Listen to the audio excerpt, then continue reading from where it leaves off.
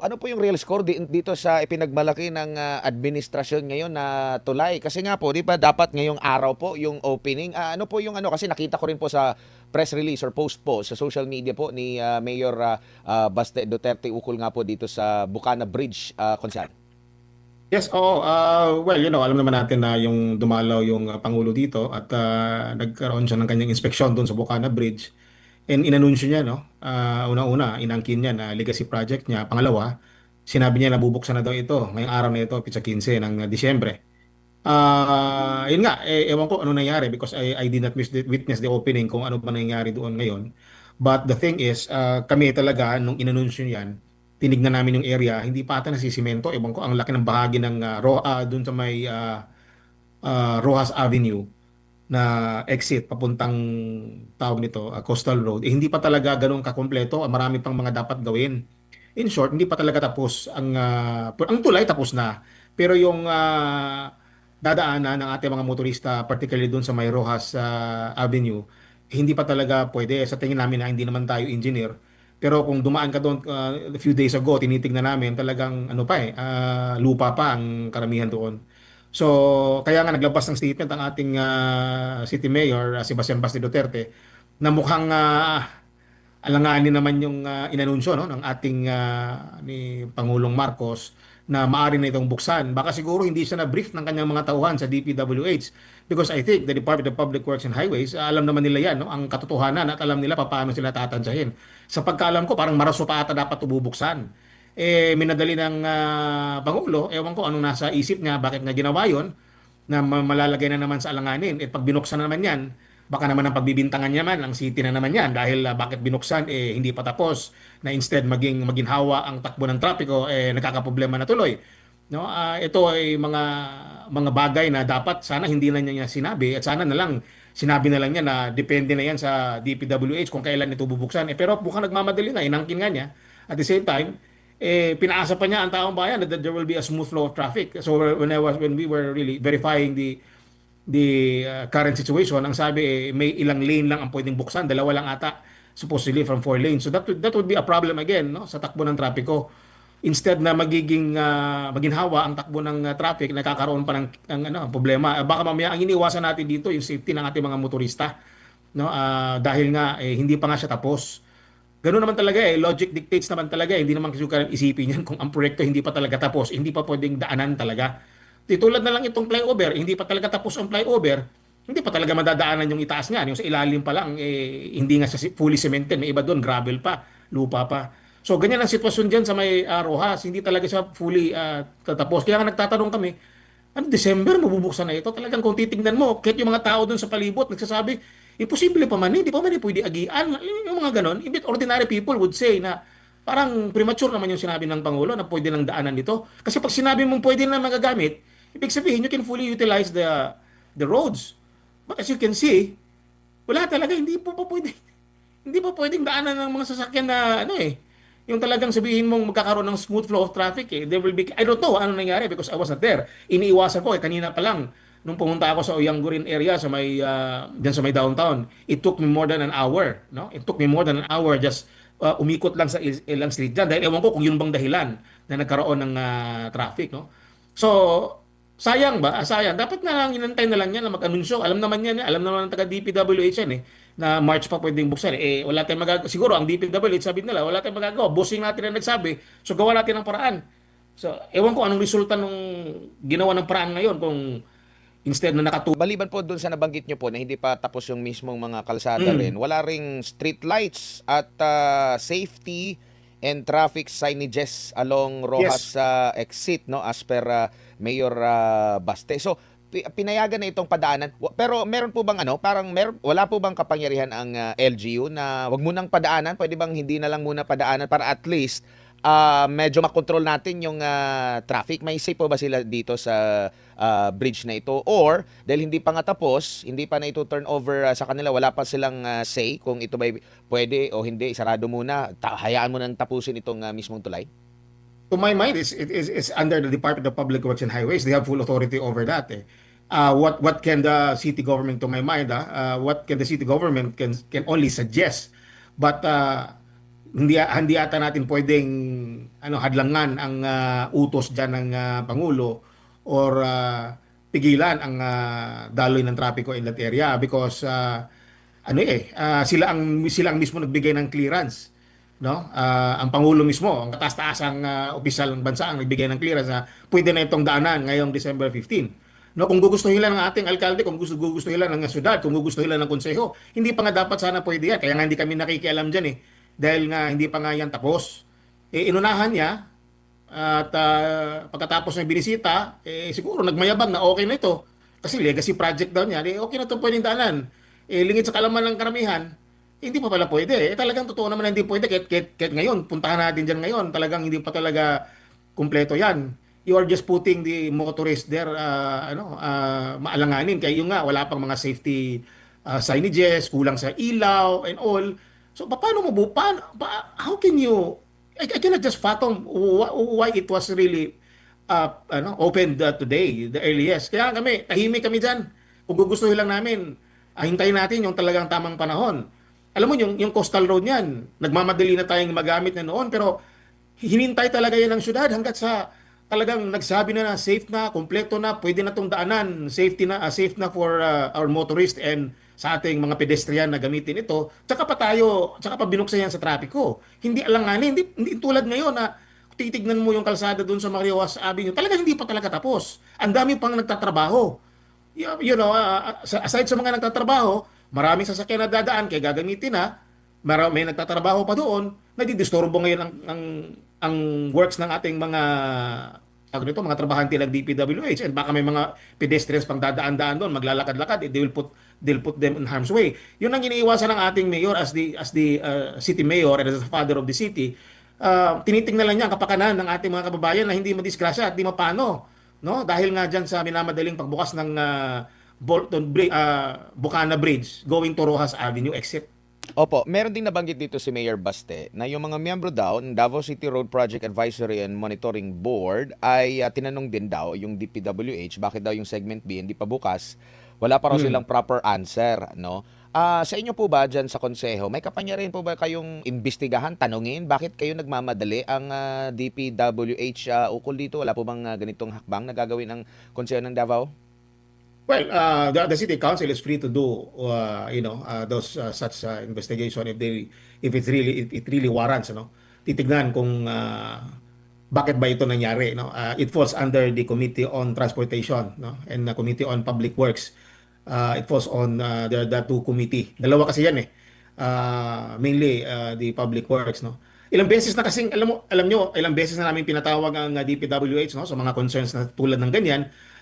Pabalik-balik na kami dun sa issue dun sa may Maa flyover, ito na naman, no? Another issue na naman ito.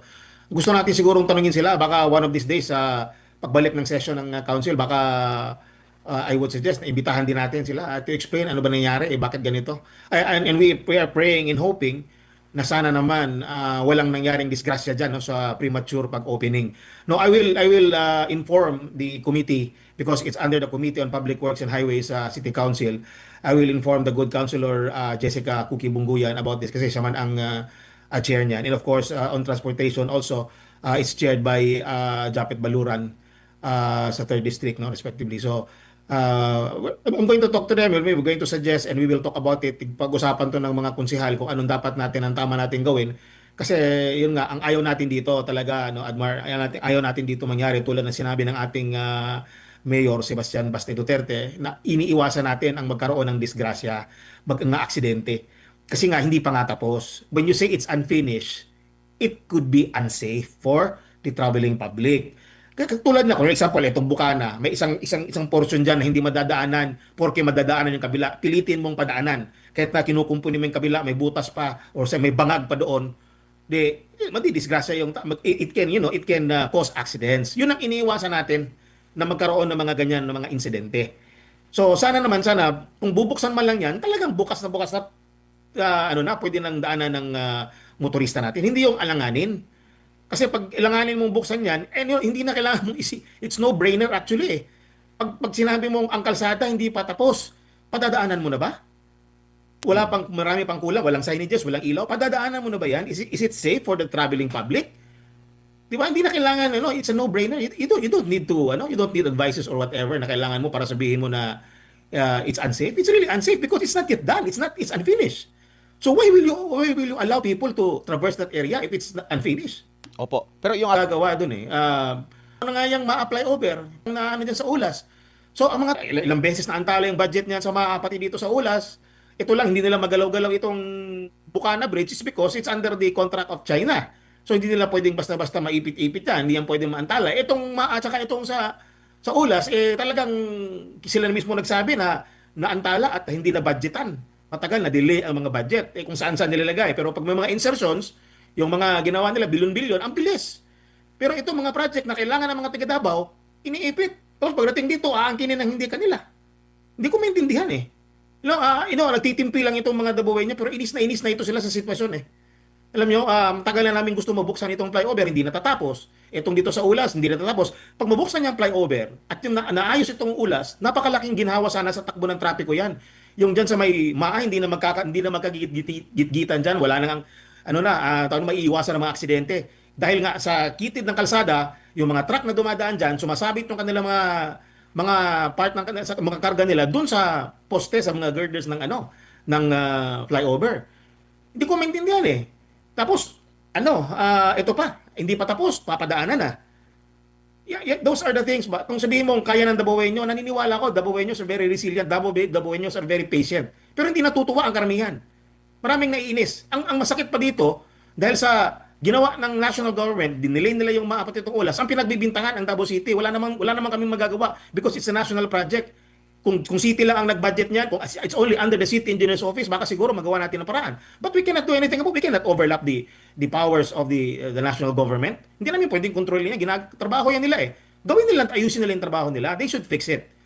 Pakita nila na talagang sincere sila sa mga Dabawenyo. Ayusin nila yan. Matagal na namin gustong matapos ang flyover na yan, pati ito sa Ulas. Ito nga, pinangako na bubuksan ngayong araw eh. Hindi nga tapos na eh. Pinipilit na lang padaanan na hindi pa tapos. Pero yung mga hindi pa tapos, ayan, wala tayong magagawa, kundi maggawa na lang ng paraan para makadaan tayo. Pero ito, pinipilit. Opo, nakikita nyo rin po ba, konsehal, na hindi tugma yung pagpalagay natin pagpapapogi ng administrasyong ito? Kasi ito, bigay ito ng China. Kung gusto nilang magpapogi, doon na lang sa nabanggit nyo po na mga flyover pa. Kasi national government din yun. Bakit hindi yun yung pagtuunan ng pansin? Baka nga, ito, debatable ba to? Baka matanggapan na maging parte ng kanyang legasiya. Kasi talagang under his administration, pwede pa niyang paglaanan ng pondo. Ito kasing sa Bukana, ito ibigay ng China. Hindi mo pwedeng maangkin din talaga sa kabuuan. Kasi sa China yung pondo, walang pondo ang galing sa national, sa local. Ito ay regalo ng China. Yet itong nababanggit nyo po, ng mga national government na mga projects hindi matuloy Konsal. Alam mo, okay na kami diyan, ang kinin niyan. Wala problema part na ng budget inappropriate ng Congress eh. Pero ito, hindi dapat niya angkinin dahil hindi pera ng taong bayan 'yan. Hindi pera ng hindi pera ng gobyerno. It is the money coming from the People's Republic of China as a good gesture to the former president, as a gift to the former President Rodrigo Roa Duterte, kaya ginawa yung tulay na yan. Klaro naman yan at alam niya ng mga taong bayan. Itong Ulas, lahat na lang ng national project na under ng DPWH, kahit na hindi niya inumpisahan, kahit di galing sa kanya, pati na yung subway system sa Manila na inumpisahan ni former President Rodrigo Duterte, ang kinin niya lahat yun. Okay na kami dun eh. Wala kaming problema, bahala na siya, ang kinin niya lahat yan. Itapusin niya. Walang problema ang kinin niya. Tapusin lang niya, hindi yung iniipit na kami dahil lang sa politika. Wala ano bang kinalaman ng mga taong bayan, ng ordinaryong mamamayan, ordinaryong mga motorista na inaantala mo, pinipirwisyo mo dahil dinidili mo yung project para magalit ang taong bayan sa mga Duterte? Napaka-cheap naman nun. 'Di ba? Hindi ko maintindihan tapos nung panahon ng eleksyon, hindi nila binadgetan ng maayos yung tawag nito, ang pati itong Ulas. Saan nila nilagay yung pera? Nilagay nila dun sa nilagay insertions, kung ano-ano, nilagay nila dun sa ayuda. Ang dami nilang dinivert nila yung pondo eh. Kaya nga na-delay yan eh. Supposedly tapos na yan. Hindi nila, okay na kung matapos yan, ang kinin niya. Wala kami pakialam, okay na. Basta importante, ibigay niya kung ano yung para sa taong bayan. Okay na, pati yung tunnel dyan na ginagawa dyan sa nung galing sa north and south na tunnel na ginagawa, ang kinin niya na yan, wala kaming pakialam. Bahala siya kung angkinin niya yan. Basta importante, tapusin lang. Wag nang ipitin ang project dahil ang taong bayan ang masisira. Ang batang bayan ang maiinis, taong bayan maapektuhan. Ang mga motorista na dumadaan dyan, nagmumura, nagagalit, yun ang naiinis. Hindi yan tama eh. No? Wala kami angkinin yan. Wala kaming problema talaga angkinin niya angkinin niya itong sa ULAS, angkinin itong mga TANES, kung ano-ano pang mga projects na under ng DPWH, ng under ng national government, kahit hindi niya naumpisahan, kahit hindi man lang siya tawagin ito, proponent niyan, okay lang. Ang importante lang tapusin at wag ipitin ng mga project dahil lang sa politika. Marami na siyang inipit ng mga projects dito dahil lang sa politika eh. Opo. Alam niya lang yan eh. Alam ng taong bayan yan. Opo, Counselor, ano na ba? Masyado na bang delayed yung mga projects na ito? Kasi kung delayed na sobra ito, ang laking problema nito, alam natin every time na may mga constructions, meron talagang mga sakripisyo niyan, no? Na i-take ng ating mga kababayan. Ang problema pa nito, kung ma-delayed na, nag-sacrifice na nga sila dahil nga sa yung construction, maaring makapekto pa yun sa traffic, baka tumaas pa yung mismong halaga nitong mismong proyekto na ito dahil habang tumatagal lalong nadadagdagan yung pondo di pera na naman ng taong bayan, maaaksaya na naman dahil nga sa problema sa politika. Ayun nga eh. Kasi alam mo naman, tumataas naman talaga halos buwan-buwan tumataas yung halaga ng ating mga construction materials. That's the problem. When you delay a project, automatic yan, may costing yan, dumadagdag yan. So yan ang nangyayari ngayon. Kaya sa nadi-delay, binawasan mo o dinivert mo yung pondo, tapos yung intended na amount sana, dinivert mo, pagdating ng panahon mo, tatrabahuin mo na, yung amount na yun, hindi na yung tama, kaya kukulangin na. Dahil nga, dinivert mo kung saan mo nilagay mo sa ayuda, nilagay mo sa kung ano-ano, kaya nagkakagulo na yung mga project nila. No, ang maganda sana, dapat na lang kung ano yung nakalaan, tapusin. Masyadong itong administrasyon na ito masyadong politika from the very start, puro politika, no? Budget insertion, billion-billion na insertion, at kung ano-ano na lang ang pinagagawa. Ang daming mga kasinungalingan, ang daming mga palusot, ang daming sa totoo lang, no, I've been how many years in public service as a media practitioner. Ngayon lang ako nakakita ng gobyerno na hindi ko talaga maintindihan kung ang daming magnanakaw, ang daming corrupt, ang mga proyekto, masyadong politika. You know, the former President Duterte, hindi ganyan magtingin. Tinitignan niya, nagbibigay siya ng mga proyekto sa lahat. Inaasikaso niya bawat region, bawat lugar kung anong kinakailangan. Walang kulay politika. Inuna pa nga niya ibang lugar kaysa sa Davao eh. Huli nga ang Davao City, sa totoo lang. Para lang hindi magkaroon ng kulay politika. Pero ito, iba. Ang Opo. tindi, pare. Ang tindi. Opo, di po ba pinangako ng administrasyong ito na hihigitan niya yung build at magiging Pero BBM, Build Better More? Nagtutugma ba yung Build Better More dito? Baka delayed Parang yung... billion budget more. Parang yun ang nakikita ko eh. Ang puro, ewan ko ha. Di ko you know, mahirap lang magsalita dito. Baka nire-record to, makikita ng DLU, baka masuspend na ako sa mga pinagsasabi ko dito. Pero nakakainis kasi, as a citizen talaga, I'm really frustrated. I'm not happy of what's going on in our country today. Hindi siya normal. Alam mo, hindi normal ang ganito na sitwasyon. Alam mo, may politika naman sa lahat. Pero yung ganito, iipitin mo yung project, kung ano-ano mga pagbibintang, kung anong pagtatakip, bilyon-bilyon ang mga ninakaw, pero nililihis nila doon ka Vice President na wala naman sanang problema.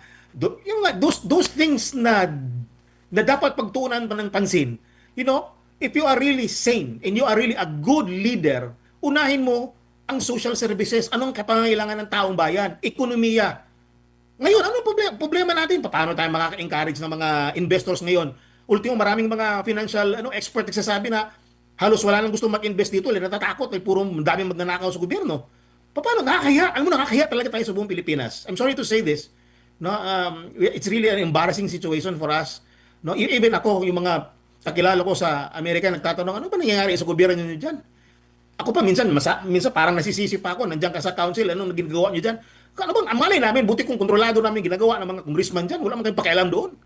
No, alam mo, ang nadadamay kasi yung gobyerno ba? Pati kaming mga nandun sa baba, wala namang kinalaman, sinasabihan, dapat wala kayong ginawa. Anong gagawin namin diyan? Kami dito, tama ang ginagawa namin, sila dito, anong ginagawa niyan? Anong inuuna nila doon? Kaya nagkakaganito yung mga projects. You know, when you do something wrong from the very start, when you disrupt things from the very start, simple logic lang yan, maapektuhan ang future, na mangyayari eh. So ganyan, tinapyasan mo yung budget, natural, madidelay. Pag na-delay yan, babadgetan mo ulit para matapos, mahal na yung mga materyales, magdadagdag ka naman. So, para magdagdag, madelay ka na naman. Yun ang mga nangyayari. Opo. Pero itong mga gawa na ng China, inaangkin nila, tapos sinasabi pa na pwede nang daanan, eh kahit hindi pa, ay nako. Opo. Counselor, ito pong nababanggit nyo po, no, itong package na proyekto na ito, no, yung bridge, yung coastal project, connect ito hanggang doon sa ano sana, no, yung Samal Bridge. Tapos yung nababanggit, Lalabas ang Castillo yan. opo. Lalabas ang Castillo. Ay, yung Tapos, sakyat lang yan. yung nababanggit nyo po na flyover, hindi lang naman po Dabawenyo ang primarily na makakagamit nito. Nasa Davao City lang, pero alam natin parang nagiging sentro na talaga itong Davao City sa buong Mindanao, no? Lalo na itong tulay na ito, kasi kung babiyahe ka, grabe na talaga yung traffic sa downtown na Davao City. Malaking tulong po itong coastal road, itong tulay ng mga dadaan lang sa Davao City, no? Sa iba't ibang parte ng Mindanao. No, ngayon, meron pong maliban dito sa mga kilalang individual na naging parte ng gabinete ng kasalukuyang administrasyon. Ano naman, meron po ba kayong naririnig mula naman po sa mga Mindanaoans na mga officials din po natin, mga congressman na siguro may say or tali din yung kanilang mga kamay at ang kanilang mga bibig? Kasi napakalaking tulong. Ulitin natin, hindi lang taga Davao City ang makakagamit nito, konsehal. Alam mo, ano ba, ito pa, parang nabubusalan ata yung ibang mga congressman natin. Hindi ko alam anong pinagtakip niya, hindi nagsasalita yung iba. Instead na magsalita para makatulong, puro paninira pa at mga akusasyon sa ating mga kaalyado. No? Sana naman, kung tingin nila na naawa sila sa taong bayan, dapat magtulungan tayo, tulungan nila naman kami dito. No? Paano ang numbers, ilan lang ang mga kongresista natin na mga magkakaalyado diyan, Congressman Paulo Duterte, sino pa ba, si Congressman Ungab, no, ilan lang mga party list na natin, yung mga party list na kaalyado natin, no, ilan lang yan sila eh.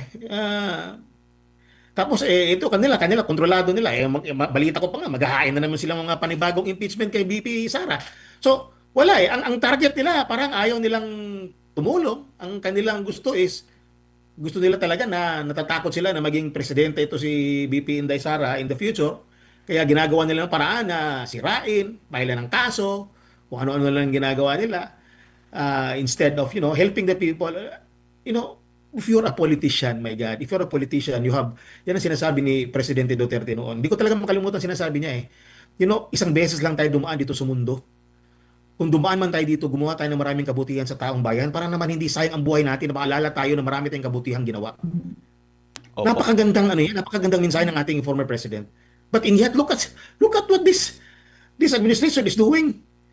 Mareremember natin na ito ang pinaka-corrupt na gobyerno sa kasaysayan ng Pilipinas. Mukhang nalampasan pa ata niya yung tatay niya eh. Naku po. Opo. At saka konsehal, kung ikaw ay isang nanalong opisyal, no, nahalal ka, hindi ka naman halimbawa presidente sa mga bumoto sa iyo, pati doon sa mga hindi bumoto sa iyo, presidente ka, like kagaya niyo po sa kay konsehal. Kay konsehal sa lahat ng mga bumoto at hindi bumoto po sa inyo. Problema, para yatang kung hindi ka talaga kaalyado, lugi ka talaga, which is napakapangit po, no, sa ating pong bansa. At hindi rin ito makabubuti kung gusto niyang lampasan, kung talagang na-insecure na kung gusto niyang lampasan, masyado pang malayo yung kanya pong dapat na bunuin, mas the more pa na hindi niya malalampasan dahil nga po sa mga ganitong ginagawa po ng administrasyon. Wala na siyang panahon para lampasan. Wala na, ilang taon na lang eh.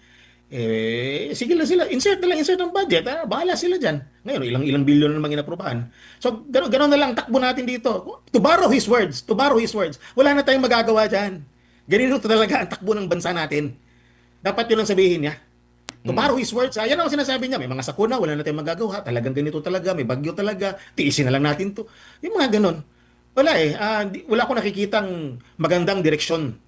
To be honest with you, wala akong nakikitang magandang direksyon sa bansang ito. Kung sa simulat with the beginning of this year, ang unang gagawin nila is to gather all the signatures and support in filing a impeachment case against the Vice President. Yan ang pinakaunang gagawin nila talaga. Nakikita na natin yan. No? At marami pa silang mga political maneuvers, weaponizing offices, weaponizing government institution just to silence or maybe para tawag nito, pigilan, no? Kung ano man ang nakikita nila na pwedeng mangyari, no? Opo. Sometimes I just look up in the sky and pray to God, no, Lord, please, ikaw na sanang bahala. Kasi kung kami lang talaga, if human as we are, we might think otherwise. But we need divine intervention. We need God's help. We need God's wisdom on this. Eh. You know, tayo mga Pilipino, Kristiyano tayo, meron tayong Protestant, Baptist, Muslim, Catholics and all. We need to pray for this country. Alam niyo yan, wala na tayong ibang pag-asa kundi Panginoon na lang. Wala na to. This is a hopeless administration, to be honest. Wala na. Opo. Wala ko nakikitang paglago sa ating bansa ngayon. Opo.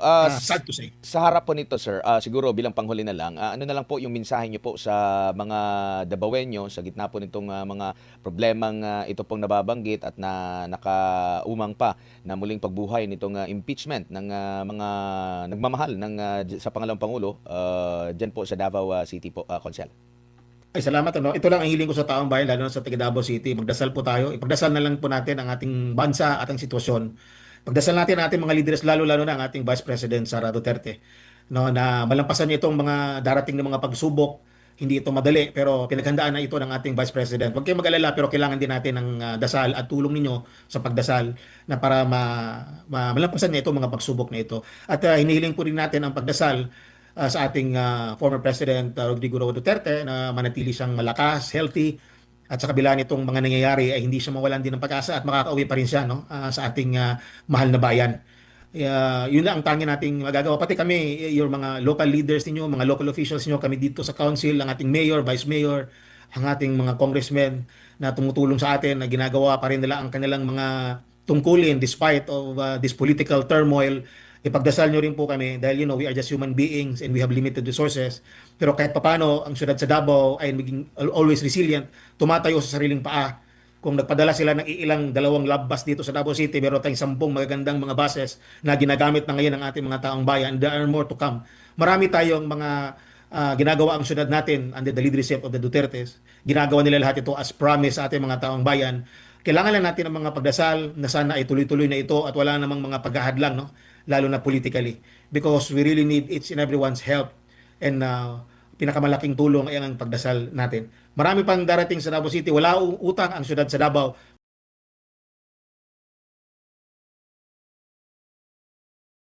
Kami ang boses ng masa, hindi natatakot.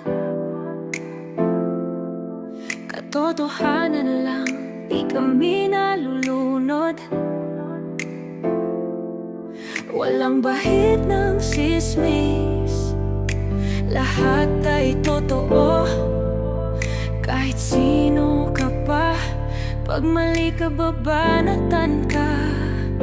Walang pinipili kulay, wala kaming kinikilingan. Basta para sa bayan, kami lalaban. Pagdama palakpakan, pag mali banatan. Di matitinag, di matatakot, para sa bayan tuloy ang sigaw. Sa harap ng kamera, walang halong takot. Mga baluktot, lahat kayo'y tutumba. Ang hustisya at totoo, yun lang ang mahalaga. Kahit sinong harang, di kami matitinag. Walang pinipiling kulay, wala kaming kinikilingan. Basta para sa bayan, kami lalaban. Pagtama palakpakan, pag mali banatan. Di matitinag, di matatakot, para sa bayan tuloy ang sigaw. Kung nasa tama ka, ikaw ay aming kasama. Pero pag mali ka, handa ka na bang mabasag? Banateros kami, walang inuuran. Dahil bayan muna, bago ang sarili.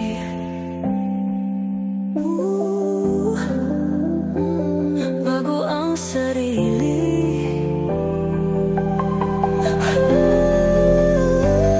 Pagtama palakpakan, pag mali banatan.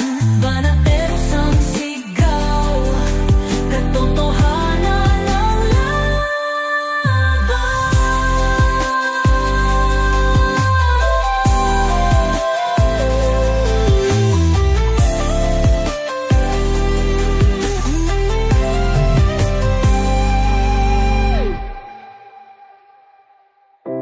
Sa harap ng kamera, walang halong